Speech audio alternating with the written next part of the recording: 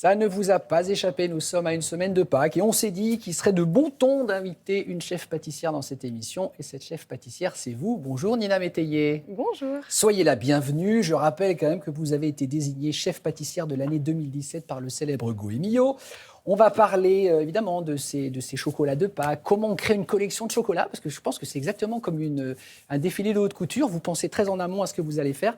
Mais on a un point commun, Nina, je crois. Vous vous levez très tôt, vous aussi. Est-ce que c'est vrai? À quelle heure vous vous levez?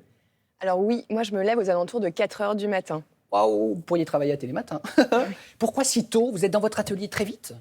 Oui, alors déjà moi j'aime bien. J'adore me lever tôt parce que je trouve que les heures avant 8h du matin comptent double. On n'est pas dérangé, elles sont géniales. C'est un peu pour moi les meilleurs moments de la journée.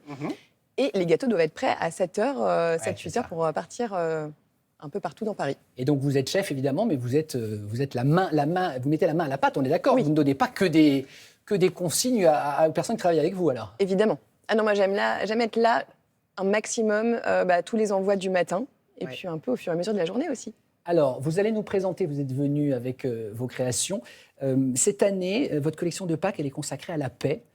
Sauf que j'imagine ça a été anticipé bien avant le drame qu'on est en train de vivre en ce moment en Ukraine. Oui, c'est ça. En fait, nous, on réfléchit à notre gamme à peu près au moins 6 mois avant.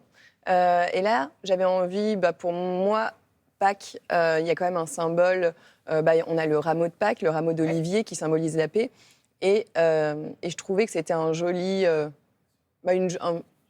joli clin d'œil, un joli espoir, parce que je suis de nature assez positive et essayer d'apporter un petit peu de choses plutôt bienveillantes ou joyeuses. Et là, j'étais partie sur la paix et sur le rameau d'olivier.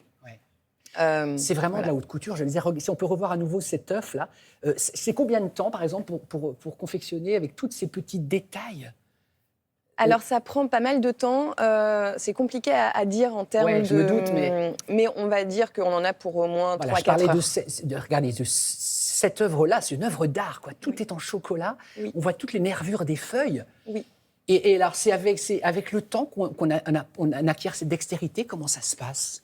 Alors, c'est beaucoup d'essais, beaucoup de ratés pour arriver à quelque chose à la fin qui est réussi. Mais c'est vrai que c'est de la répétition, et... Parce que je suppose qu'il faut évidemment que ce soit avant tout bon gustativement, mais parfois il faut aussi que l'esthétisme suive. Et ce qui est bon, la matière peut faire que ça ne tient pas assez pour l'extérieur. Enfin, je ne sais pas si je suis claire, mais il faut allier les deux, quoi. C'est ça le truc. Tout à fait. C'est ça qui est compliqué. C'est de réussir à faire bon et beau et qu'il y ait un sens dans tout ce qu'on fait. Et mettre un sens, c'est-à-dire un sens de dégustation ou un sens avec raconter une histoire pour qu'il y ait une émotion. Ouais. Et donc, c'est toujours jouer entre la limite de ça tient pas. Et l'élégance de la finesse et la gourmandise. On va parler dans quelques minutes de votre livre, mais sur votre Instagram, j'ai découvert une vidéo que j'ai trouvée absolument craquante, incroyable. Chez vous, j'ai l'impression que le talent se transmet de mère en fille. C'est votre fille. Oui. Regardez ce petit bout de chou qui a pris tous les codes de maman pour faire une bonne recette. Regardez, je trouve ça génial. Regardez. Coucou les gourmands, je suis trop contente de vous voir pour faire des madeleines. On commence par le miel. Fais fondre le beurre, maman. Elle sera encore plus bonne que d'habitude, comme ça. Je veux même des œufs. Oh, les cœurs. Elle a quel âge? Maintenant, elle a 4 ans. Elle a 4 ans. Donc, forcément, quand on est la fille d'une chef pâtissière, on baigne dans cet univers et elle fait déjà des madeleines toute seule. Ah oui, ça fait depuis qu'elle a 2 ans. Elle fait des cookies, et donc j'aime bien la laisser faire toute seule. Je fais les peser. Donc vous êtes derrière, vous jetez un œil, mais elle se débrouille bien. Elle fait tout toute seule.